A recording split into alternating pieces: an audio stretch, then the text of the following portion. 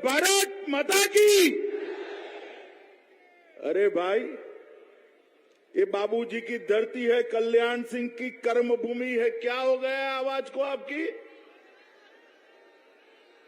बाबूजी के बाद पहली बार मैं कासगंज आया हूं। यहीं से नारा चलना जाना चाहिए, ये व्रज क्षेत्र भाजपा का गढ़ था, है और रहेगा। मेरे साथ दोनों हाथ उठाइए, उठाइए दोनों हाथ, विजय के संकल्प की मुट्ठी बीजिए और प्रचंड आवाज से बोलिए, भारत माता की, भारत माता की। मंच पर उपस्थित मेरे मित्र और उत्तर प्रदेश के उप मुख्यमंत्री भाई केशव प्रसाद मौर्य जी, आज जिनके निमंत्रण पर मैं आया हूं, आगे आइए राजू भैया, हमारे राजवीर सिंह जी, राजू भैया जी, केंद्रीय मंत्री श्री अर्जुन राम मेघवाल जी, श्री BL वर्मा जी, हमारी सांसद संघमित्रा मौर्य जी, हमारे सांसद धर्मेंद्र कश्यप जी, क्षेत्रीय अध्यक्ष माहेश्वरी जी, श्रीमती रत्नेश कश्यप जी, देवेंद्र राजपूत जी, ममतेश साक्य जी, वीरेंद्र सिंह जी, श्री KP सिंह जी, और आज इतनी बड़ी संख्या में उपस्थित, जहां पर भी नजर जाती है मुंड ही मुंड दिखाई पड़ते हैं। इतनी बड़ी संख्या में उपस्थित भारतीय जनता पार्टी के मालिक, ऐसे वज्र क्षेत्र के मेरे सभी भाइयों और बहनों को मेरा प्रणाम। मित्रों, मैं आज यहां आया हूं, ये वज्र क्षेत्र जिन्होंने रामचरितमानस की पूरे विश्व को भेंट दी, ये तुलसीदास जी की जन्मभूमि। वराह अवतार असुरों के संहार के लिए विष्णु ने वराह अवतार का भी यहां पर ही लिया था। वीर क्रांतिकारी महावीर सिंह राठौर की ये भूमि को मैं बार बार प्रणाम करता हूं मित्रों, और मेरे जीवन में मैं भूल नहीं सकता, यहां पार्टी ने ढेर सारे मेरे बाबूजी के साथ फोटो लगाए हैं।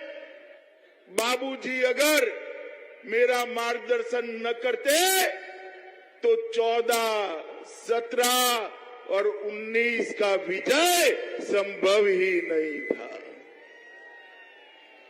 ये कल्याण सिंह जी थे जिन्होंने पहली बार उत्तर प्रदेश के अंदर सुशासन की बात करी। पहली बार उत्तर प्रदेश के अंदर पिछड़ों की बात करी। पहली बार पिछड़ा समाज को अपना अधिकार देने का काम महान कल्याण सिंह जी ने किया था मित्रों। और जब मैं यहां आया हूं तब, आज बाबूजी हमारे बीच में नहीं है, मगर मैं यहां जो भीड़ देख रहा हूं, आते हुए रोड पर मैंने जो भीड़ देखी है, वो बताती है कि बाबूजी का स्मरण आप लोगों के मन में जस का तस पड़ा है, जस का तस पड़ा है। यही कल्याण सिंह जी थे। जब समय आया कि राम जन्मभूमि का मंदिर बने या मेरी कुर्सी जाए, उत्तर प्रदेश जैसे राज्य की कुर्सी को 2 मिनट में ठुकराकर प्रभु श्री राम के मंदिर की रास्ता साफ कर दिया था। मित्रों, आज मैं बड़े हृदय से बाबूजी की स्मृति को बार बार प्रणाम कर कर उनको श्रद्धांजलि देता हूं। मित्रों, आज ये जन विश्वास यात्रा पर यहां आई है, 6 क्षेत्रों में यात्रा घूम रही है। यूपी की सभी 400 सीटों पर ये यात्रा जाने वाली है। मेरे पास कार्यकर्ताओं की रिपोर्ट आती है, जहां से भी यात्रा गुजरती है ऐसी ही भीड़ सब जगह होती है, ऐसी ही भीड़ होती है। इसका कारण है उत्तर प्रदेश में ये बुआ बबुआ ने जो सरकारें चलाई, वो सभी का विकास करती थी क्या? करती थी क्या? सपा के राज में आपका भला होता था क्या? बसपा के राज में आपका भला होता था क्या? वो नहीं कर सकते। ये जातिवादी पार्टियां हैं, ये परिवारवादी पार्टियां हैं। सब समाज को साथ में लेकर केवल और केवल मोदी जी के नेतृत्व में भारतीय जनता पार्टी ही आगे बढ़ सकती है। मित्रों, भारतीय जनता पार्टी ही आगे बढ़ सकती है। इसीलिए मोदी जी के नारे के समर्थन में सबका साथ, सबका विकास, सबका विश्वास, इसको एक जन विश्वास यात्रा को सफल आप इसीलिए कर रहे हैं। मित्रों, मैं आज इस रैली के जाकर ये सारे मीडिया के मित्र हैं उनके सामने कहने आया हूं कि इस बार भाजपा 300 पार। मेरे साथ बोले इस बार भाजपा, पीछे तक बोले इस बार भाजपा, इस बार भाजपा। मित्रों, ये बाउंड्री लगाने का मौका है। बाउंड्री लगाने से कोई भी अच्छा बैट्समैन गलती कर सकता है क्या? बताओ भाई, बताओ कर सकता है? मुझे बताओ 2014 में कौन जीता? जोर से बोलो, कौन जीता? 17 में कौन जीता? 19 में कौन जीता? और 22 में कौन जीतेगा? तो बाउंड्री लगेगी या नहीं लगेगी? चौका लगेगा या नहीं लगेगा? तो मेरे कासगंज के युवाओं को ये चौका लगाना है। मित्रों, मैं पहले यूपी का प्रभारी रह चुका। 13-14 में, अरे भैया आप लोग बैठ जाओ, जरा बैठ जाओ, कुछ नहीं होगा। ए हवलदार साहब, ओ हवलदार साहब, आप बैठ जाइए। मित्रों, 2014 में मैं यहां चुनाव का प्रभारी था और 2014 में मैं जहां पर भी जाता था एक ही बात आती थी, ये सपा के गुंडे परेशान कर रहे हैं। करते थे या नहीं करते थे? 17 में करते थे या नहीं करते थे? हर जिले में एक दादा होता था या नहीं होता था? होता था या दादा नहीं होता था? आज हनुमान दादा के अलावे कोई दादा कोई जिले में नहीं बचा है। कानून और व्यवस्था की परिस्थिति इतनी खराब हो गई थी कि लोग अपनी बच्चियों को स्कूल में, कॉलेज में भेजने से कतरा रहे। और 5 साल के अंदर ही योगी आदित्यनाथ के नेतृत्व में सारे गुंडे यूपी से पलायन कर गए हैं, पलायन कर गए। पहले लोगों का पलायन होता था, अब गुंडों का पलायन हुआ है। मित्रों, मैं आपको बताने आया हूं, ये यूपी की महान जनता ने ही मोदी जी को 14 और 19 में पूर्ण बहुमत दिया। मोदी जी की झोली कमल से आपने भर दी। भरी या नहीं भरी? भोले शंकर की तरह उत्तर प्रदेश की जनता ने मोदी जी पर आशीर्वाद बरसाया है, भोले शंकर की तरह। और इसका परिणाम देखिए, सालों से अयोध्या में प्रभु श्री राम का मंदिर बनता था, भाई बताओ बनता था क्या? जो मांग करते थे उस पर डंडे बरसाए जाते थे या नहीं बरसाए जाते थे? गोलियां चलाई गई या नहीं चलाई गई? किसने चलाई? जोर से बोलो, किसने चलाई? और आज 2019 में आपने पूर्ण बहुमत दे दिया। मोदी जी ने श्री राम जन्मभूमि का शिलान्यास कर दिया मित्रों। और देखते देखते देखते देखते देखते देखते कुछ ही महीनों में आकाश को छूने वाला प्रभु श्री राम का मंदिर वहां पर बनने वाला है मित्रों, प्रभु श्री राम का मंदिर। मुझे बताइए, ये मंदिर का विरोध करने वाले फिर से अलग अलग बात लेकर आए हैं, इनका साथ देंगे आप? देंगे? निर्दोषों पर गोली चलाने वाले आए हैं, आप साथ देंगे उनका? निर्दोषों पर डंडा चलाने वाले आए हैं, आप साथ देंगे उनका? देंगे? मित्रों, मोदी जी काशी से संसद सदस्य बने। औरंगजेब के समय से बाबा विश्वनाथ का दरबार सूना पड़ा था। करोड़ों लोग वहां जाते थे, दूध चढ़ाते थे, गंगा जल चढ़ाते थे, मगर एक कसक रह जाती थी, मेरे बाबा विश्वनाथ का दरबार बंजर पड़ा है। अभी कुछ दिन पहले आपने देखा होगा, काशी विश्वनाथ का दरबार मोदी जी ने ऐसे सजाया है जिससे इतने सालों के निश्वास का परिमार्जन हो गया है। मित्रों, आज मां गंगा से जल लेकर बाबा पर अभिषेक करना है तो बीच में कुछ नहीं आता है। आप अभिषेक कर सीधा चले आ जाते हो। औरंगजेब से लेकर आज तक जितने लोगों ने जी चलाया, वो सभी लोगों को शांति का मार्ग नरेंद्र मोदी जी ने प्रस्तुत किया है। मित्रों, मोदी जी की सरकार बनी, हम कहते थे हम धारा 370 को हटाएंगे। ये हमें कहते कैसे हटाओगे?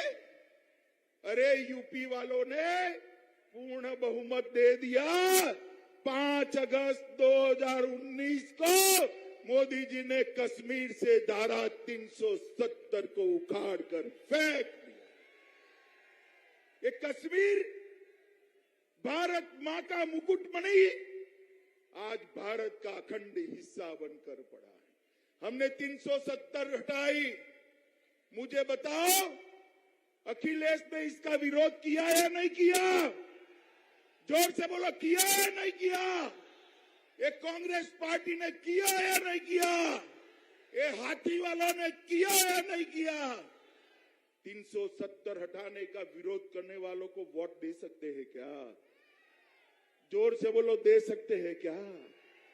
मित्रों, मोदी जी ने देश को सुरक्षित करने का काम किया। पहले कांग्रेस का शासन था, आए दिन आतंकवादी घुस जाते थे, हमारे लोगों को मारकर, हमारे जवानों को मारकर चले जाते थे। दिल्ली के माथे पर जू नहीं रेंगती थी। होता था कुछ? होता था? आपने मोदी जी की सरकार बनाई, पुलवामा में हमला किया, उरी में हमला किया। ये भूल गए कि इस बार कांग्रेस की सरकार नहीं है, मनमोहन सिंह प्रधानमंत्री जी नहीं है, इस बार भाजपा की सरकार है और नरेंद्र मोदी जी प्रधानमंत्री है। नरेंद्र मोदी 10 ही दिन के अंदर सर्जिकल स्ट्राइक और एयर स्ट्राइक कर पाकिस्तान के घर में घुसकर बदला देने का काम नरेंद्र मोदी जी ने किया है। मित्रों, नरेंद्र मोदी पूरे प्रदेश में पहले दंगे होते थे, अब प्रदेश में यूनिवर्सिटियां बन रही है, मेडिकल कॉलेज बन रहे हैं, हवाई अड्डे बन रहे हैं, उद्योगों का जाला बिछ गया है और प्रदेश गुंडा राज से मुक्त हो गया है। अखिलेश जी, क्या देखकर वोट मांगने निकले हो? आपको यूपी की जनता जानती है। आपके 5 साल में 700 से ज्यादा दंगे हुए थे, 700 से ज्यादा। योगी जी के शासन में 4.5 साल में किसी की हिम्मत नहीं है एक भी दंगा करे। दंगे होते हैं क्या? होते हैं क्या? मित्रों, डकैती के अंदर 70% की कटौती हुई है, लूट में 65% की कटौती हुई है, अपहरण और फिरौती में 50% की कटौती हुई है और बलात्कार में 65% की कटौती हुई है। माताओं और बहनों को सुरक्षा करने का काम भारतीय जनता पार्टी की सरकार ने किया। मित्रों, हमने कोरोना आया, मोदी जी ने सभी कोरोना ग्रस्त लोगों को बचाने के लिए 130 करोड़ को मुफ्त टीका लगाने का काम किया। आपका टीका लग गया है, नहीं लग गया है भाई? जोर से बोलो, लग गया है, नहीं लग गया है? कुछ देना पड़ा है क्या? कुछ देना पड़ा है क्या? और अब मोदी जी ने घोषित कर दिया 15 से 18 की आयु वाले युवाओं को भी टीका लगना है। 15 से 18 की आयु वाले। मित्रों, हमने, अरे भाई चिल्ला लेने दो उसको जरा, चिंता मत करो। मित्रों, हमने पूरे उत्तर प्रदेश में विकास का काम किया है।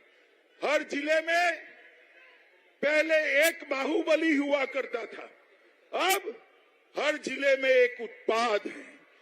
पहले हर जिले में एक मिनी सीएम हुआ करता था, आज हर जिले में एक इंडस्ट्री लगी है। पहले हर जिले में एक स्कैम हुआ करता था, आज हर जिले में एक मेडिकल कॉलेज हुई है। मित्रों, 18 बड़ी बड़ी सिंचाई योजनाएं भारतीय जनता पार्टी ने शुरू की और 18 में से 17 योजनाओं को समाप्त करने का काम भारतीय जनता पार्टी ने किया है। मित्रों, इन्होंने 70 साल में सिर्फ 2 एक्सप्रेसवे बनाए। कितने बनाए? जोर से बोलिए। 17 साल में इन्होंने 2 एक्सप्रेसवे बनाए। कितने बनाए? और भारतीय जनता पार्टी ने 4.5 साल में 5 एक्सप्रेसवे बनाने का काम किया है। उन्होंने 17 साल में 12 मेडिकल कॉलेज बनाए। कितने बनाए? जोर से बोलिए, कितना बनाया? हमने 5 साल में 30 मेडिकल कॉलेज बनाने का काम ये भारतीय जनता पार्टी की सरकार ने किया। उनके समय में 17 साल में 1900 सीटें थी, आज 3800 सीटें हैं। कितनी है? तो विकास करना है तो कोई भी सपा या बसपा नहीं कर सकता। मित्रों, ये गन्ना का प्रदेश है। योगी जी ने 20 चीनी मिलों का आधुनिकीकरण और विस्तार किया है। गन्ना किसानों का 90% भुगतान किया है। 1,48,000 करोड़ रुपया, 1,48,000 करोड़ रुपया गन्ना किसानों का बकाया चुकाने का काम भारतीय जनता पार्टी की सरकार ने किया है। और चीनी के दाम भी ठीक मिल रहे हैं। और गरीब कल्याण के लिए हर गरीब को घर, हर गरीब को बिजली, हर घर में शौचालय, हर घर में पीने का पानी और हर गरीब को 5 लाख तक की स्वास्थ्य की सारी सुविधाएं देने का काम ये भारतीय जनता पार्टी की योगी सरकार ने किया है। देश के प्रधानमंत्री नरेंद्र मोदी जी ने किया है। मित्रों, अंत में मैं इतना ही कहना चाहता हूं। आज मैं कासगंज आया हूं। बाबूजी हमारे बीच में नहीं रहे। बाबूजी की स्मृति है। मैं आपको पूछना चाहता हूं, कासगंज वालों, मुझे बताइए 2022 में किसकी सरकार बनेगी? जोर से बोलिए, किसकी सरकार बनेगी? सरकार तो बनेगी, मगर दमखम के साथ बननी चाहिए। बताइए मुझे, 2022 में भाजपा 300 पार करेगी क्या? जोर से बोलिए, 300 पार करेगी क्या? पूरे ब्रज क्षेत्र में सपा का सुपड़ा साफ करोगे क्या? बसपा का सुपड़ा साफ करोगे क्या? भाजपा को प्रचंड बहुमत से जिताओगे क्या? नरेंद्र मोदी जी के हाथ मजबूत करोगे क्या? फिर से एक बार योगी सरकार बनाओगे क्या? तो मेरे साथ दोनों हाथ उठाओ, उठाइए दोनों हाथ, विजय के संकल्प की मुट्ठी बीजिए और प्रभु श्री राम का जयकारा लगाना है। मेरे साथ लगाइए, बोलिए जय श्री राम, जय श्री राम, जय जय श्री राम, जय श्री राम, वंदे मातरम।